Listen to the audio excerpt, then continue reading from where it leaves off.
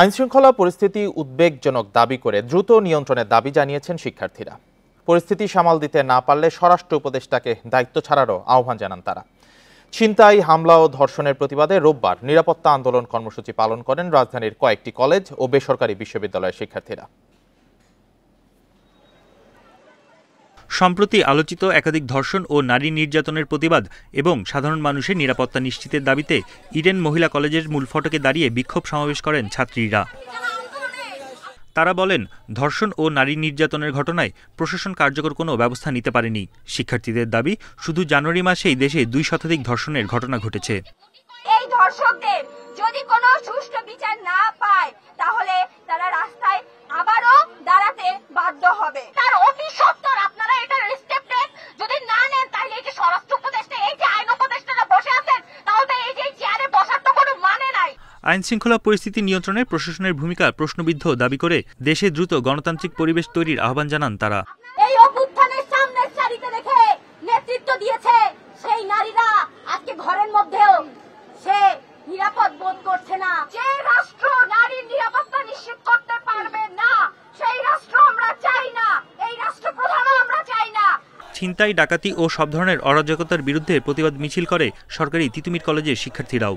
24 পরবর্তী সময়ে আমরা একটি নিরাপদ বাংলাদেশ চেয়েছিলাম, যেখানে রাজনৈতিক কিংবা অরাজনৈতিক কোনো ধরনের অনিরাপত্তা আমরা ভুগতে চাই না।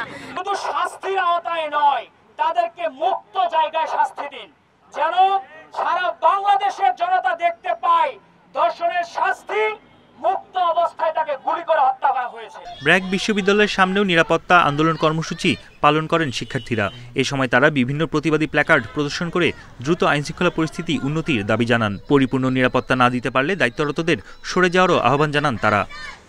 উনি যদি না পারেন, প্লিজ আপনি না পারলে আমাদের দেশকে আরো এরকম 2 দিনে 17টা থেকে 50টা ধর্ষণে নিয়ে যাবেন না। সরকারের এখন উচিত পুলিশ প্রশাসনকে একটু স্ট্রংলি হ্যান্ডেল করা। 5 আগস্ট স্বৈরাচার পতনের পরও দেশে আইনশৃঙ্খলা পরিস্থিতির উন্নতি না হওয়ায় হতাশা প্রকাশ করেন তারা। বন ইবনে কামাল, ইন্ডিপেন্ডেন্ট নিউজ, ঢাকা। সারা দেশে ধর্ষণ, ছিনতাই ও সন্ত্রাসী কর্মকাণ্ডের প্রতিবাদে সাভার ও সিরাজগঞ্জে বিক্ষোভ মিছিল ও সমাবেশ করেছে সাধারণ শিক্ষার্থী সহ সাধারণ মানুষ। দুপুরে জাহাঙ্গীরনগর বিশ্ববিদ্যালয়ের কেন্দ্রীয় শহীদ মিনারের সামনে থেকে বিক্ষোভ মিছিল বের করে শিক্ষার্থীরা। ক্যাম্পাসের বিভিন্ন সড়ক ঘুরে শহীদ মিনার প্রাঙ্গণে ফিরে সংক্ষিপ্ত সমাবেশ অনুষ্ঠিত করে বিক্ষুব্ধরা। দেশে প্রতিনিয়ত ধর্ষণ, ছিনতাই ও সন্ত্রাসী কর্মকাণ্ড চলছে অভিযোগ করে বক্তারা দ্রুত জড়িতদের আইনের আওতায় আনার দাবি জানান। এছাড়া সিরাজগঞ্জ জেলা প্রশাসকের কার্যালয় প্রাঙ্গণে মানববন্ধন করেন বিভিন্ন প্রতিষ্ঠানের মাধ্যমিক ও উচ্চ মাধ্যমিক শ্রেণীর শিক্ষার্থীরা।